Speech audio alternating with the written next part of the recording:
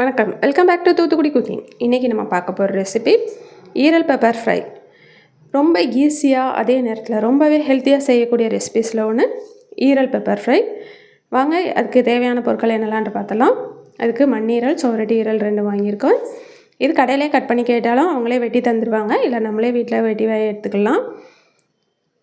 சோரட்டி ஈரல் உடம்புக்கு ரொம்பவே நல்லது, இரத்த விருத்திக்கு நல்லது. இது ரெண்டுமே ரத்தம் கம்மியாக இருக்கிறவங்க தொடர்ந்து சாப்பிட்டு வரும்போது ரத்தம் அதிகமாகும். ஈரல் இப்படி ஜவ்வோடு இருக்கும். நம்ம இதெல்லாம் எடுத்துகிட்டு அப்புறமா தான் வெட்டணும். நல்லா முழுசாக கழுவிட்டு அப்புறமா வெட்டுங்க, இல்லாட்டினா ரத்தம்லாம் வீணாக போயிடும். இதுக்கு சின்ன வெங்காயம் எடுத்துருக்கேன். சின்ன வெங்காயம் தான் சேருங்க, பல்லாரி எடுக்காதீங்க.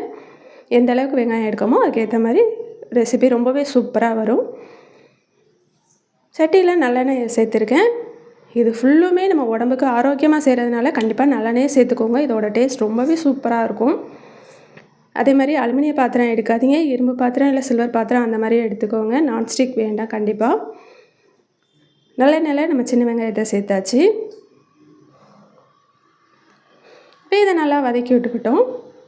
இதில் தேவையான அளவுக்கு உப்பு சேர்த்துக்கலாம். கொஞ்சமாக தூள் உப்பு சேர்த்துருக்கேன். வெங்காயம் நல்லா வதங்கட்டும்.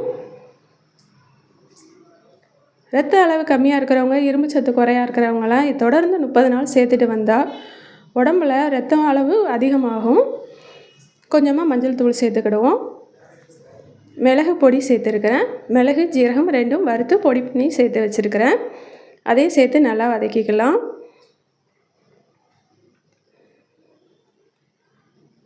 இப்போ இதில் நம்ம கட் பண்ணி எடுத்து வச்சுருக்கிற ஈரலை இதோடு சேர்த்துக்கலாம்.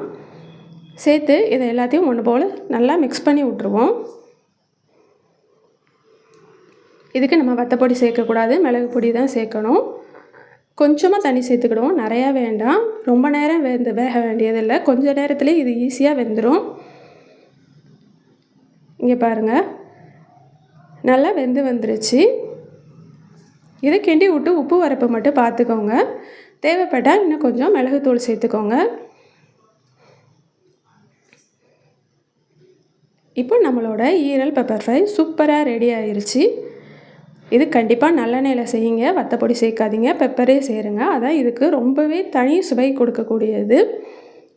இப்போது நாங்கள் ஈரல் பெப்பர் ஃப்ரை சாப்பிட போகிறோம். நீங்களும் உங்கள் வீட்டில் செஞ்சு பார்த்து சாப்பிட்டு எப்படி இருக்குன்னு சொல்லுங்கள். என் சேனல் பிடிச்சிருக்குன்னா லைக் பண்ணுங்கள், ஷேர் பண்ணுங்கள், சப்ஸ்கிரைப் பண்ணுங்கள். ஏற்கனவே சப்ஸ்கிரைப் பண்ண சப்ஸ்கிரைபர்ஸ்க்கும் வியூவர்ஸ்க்கும் என்னோட நன்றிகள். நன்றி, வணக்கம்.